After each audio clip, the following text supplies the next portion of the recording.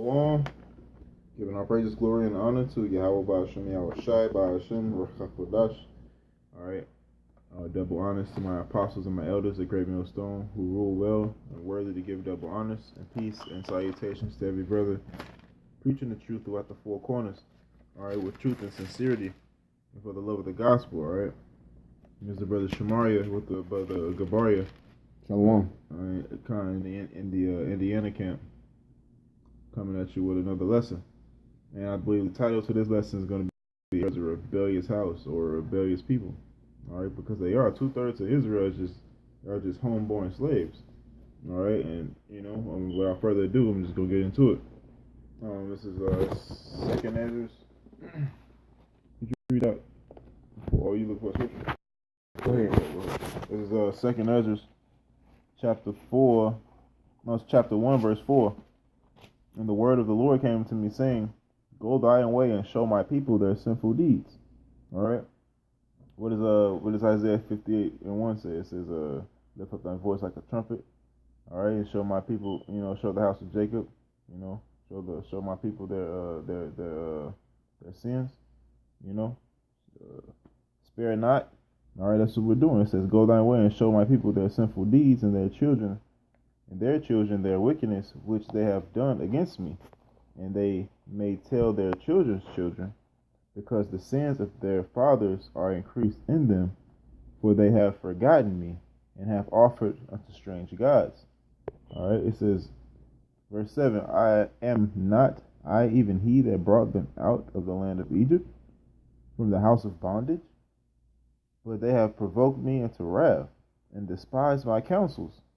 Verse 8, it says, Pull thou off then the hair of thine head, and cast all evil upon them, and they have not been, it says, for they have not been obedient to my law. It is a rebellious people. Alright, and that's where Israel is. It goes down further in it, but we're going to get precepts to back that up. Alright, now this is in the Apocrypha. This is 2 Ezra chapter 1, verse 7. Alright, now, you have something? Okay. This is Amos chapter 3, verse 2. Let me go to it. Go ahead. It says, "You only have I known of all the families of the earth.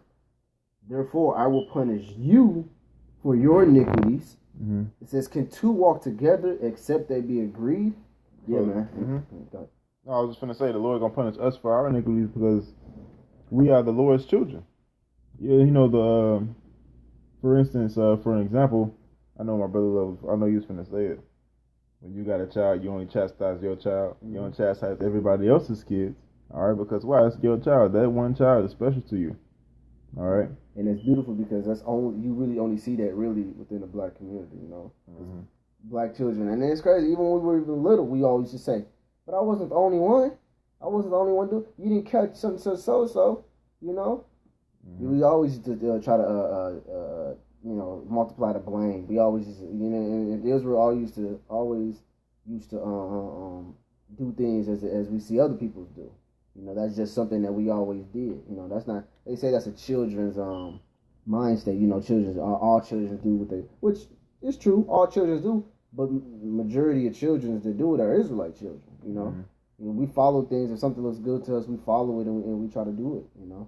That's what majority. That's why we're in a predicament that we're in. We've seen the other nations and seen what they went through, and then we got envious and tried to do what they do, and the Lord was like, "No, I'm not with that." Yep. Yep. Like I said in 2 Ezra 1, it said what was that 1-7? It said they offered up to strange gods. The Lord wasn't with that, but yet we seen the heathens and they had these idols and they was decked in gold and they looked all pretty. Yep. And our people, they cleaved into those idols instead of cleaving into Yahweh Ba'ashem Yahushua. Mm-hmm. And that was our ruin. Was that in that? Yeah. You know what, Slocky? Let me start from verse 1 so they can get the gist of because it just says you have it. It doesn't really mention who the Lord talking to. So that's for them scoffers out there saying like, "Oh, they didn't really say Israel." This is Amos chapter 3, verse 1.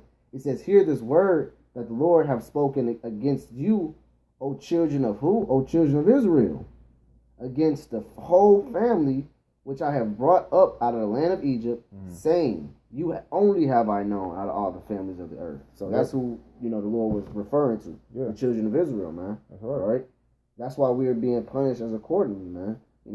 Because if the Lord gives it, basically, if you're expecting something, and when you come back and your child's not doing it, then you're going to be punished. You're not going to punish your friends because he didn't tell your friends to do it. He told you to do it. That's why the scripture says in Baruch 4 and 6, he says, what? You were not sent to the other nations for your destruction. Just because we moved the Lord of wrath, man. Matter of fact, when you get a fight with your woman, man, you cussing her, say, you bitch, I can't stand you, man, you fucking hoe, you slut, and then what? A couple hours pass, you still love her, you still want to be with her, but you just fucking out, man. He was angry. He was angry, So if you're angry, you're not gonna just jump to conclusions, So the Lord just put us in the predicament because he was mad at us, man. Go ahead. This is one of the iniquities. The brothers put up the Amos. It says, "I'm gonna punish you for all your iniquities, all right, all your sins." This is one of our sins, man. That one of our main sins that provoked the Lord to wrath, which opened the gateway to a lot of other sins. All right. This is Jeremiah chapter 2, verse 26. As the thief is ashamed when he is found, so is the house of Israel ashamed. They, their kings, their princes, and their priests, and their prophets. All right, they're going to be ashamed because they're going to be caught. So to speak, they're going to caught with their pants down. All right, caught red-handed. All right. It says, verse 27. It says, saying to a stock, "Thou art my father," and to a stone, "Thou hast brought me forth." For they have turned their back unto me, and not their face. But in the time of their trouble, they will say, "Arise and save us." What does that remind you of, man? The book of Judges. They literally did the same thing. They go off, worship a stock, say to a stone, say to a piece of wood, "You are my father." A golden calf. Worship the idols of the heathens. And then when they're in distress, all right, when they're in straits, they turn to the Lord. All right, but what does the Lord say? This is verse 28. It says, but where are thine gods that thou hast made thee? Let them arise, and they can be in the time of thine trouble. For according to the number of thine cities are thine gods, O Judah. All right, and Israel was a vast land. Judah being, a lot of cities in the land of Judah. It says, according to the number of thine cities are their gods. So they had a lot of different idols, man. And we the first commandment was, don't provoke the Lord to jealousy. All right. Well, because I got a precept, I'll be done with that. That was it to that. Okay.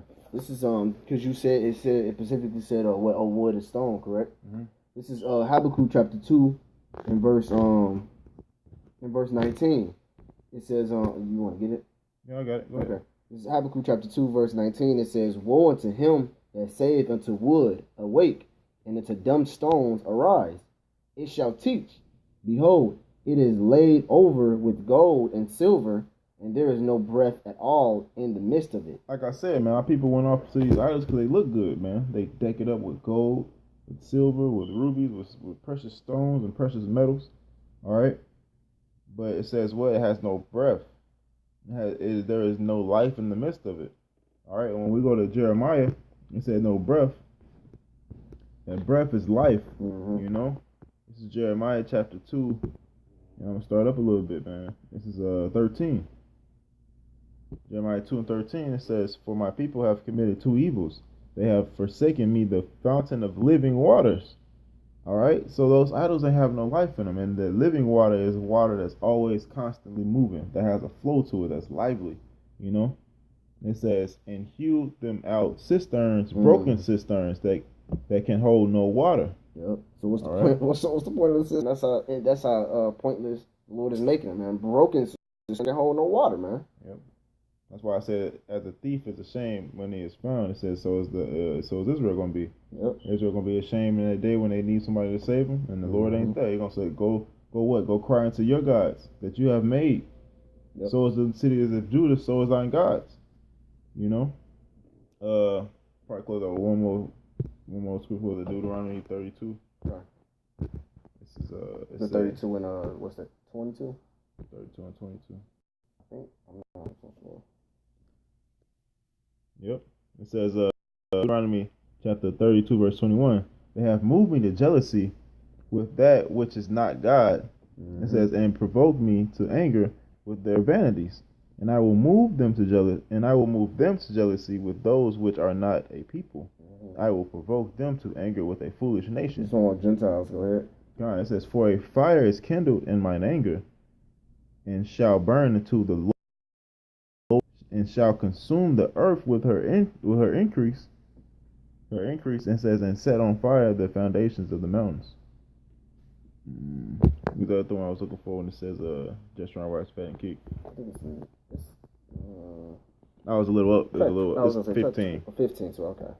It says, so the Lord did all these good things for us when you read up. But 15 says, but Jeshurun waxed fat and kicked. All right, Jeshurun being a nickname for Israel. It's a nickname for Israel, yep. It says, but Jeshurun waxed fat and kicked. Wax fat as in like substance. You know, that fat it represents substance. And also pride. Yeah, pride. Lifting yourself up. And kick, meaning you went against the Lord. Yep. As you got puffed up. You vaunted. Because kick also is like a symbolic of what's it called, rebellion. Yeah, why you kicking to the curb? Yeah, exactly. If somebody's kicking, that means they're trying to struggle. You're not just flowing. If I'm trying to put your pamper on and you're kicking, that means you're trying to resist. Yeah, you're resisting. You're resisting it. So the Lord is sitting here nourishing us, help us. And what we do, we kicking, trying to fight away from him. The Lord, we're like, what? Come on. Exactly. It says, thou art waxing fat. Thou art grown thick. Art thou covered with the fatness? Yep. Then he forsook God, which made him, and lightly esteemed the rock of his salvation. Yep, which is Yahushua. And that's how basically Israel. That's a lot. That's basically the key point being sacrificing to stones. You know, forsaking the Lord's counsel, going to these different idols. All right, that's one of the major things of why our people are foolish and why we are a rebellious house, because the Lord told us not to do it. You know. Yep. And with that being said, we're going to say Shalom. Shalom. Double honors to our apostles and elders of Great Millstone, and peace and salutations to every brother preaching the truth throughout the four corners. All right. Till next time.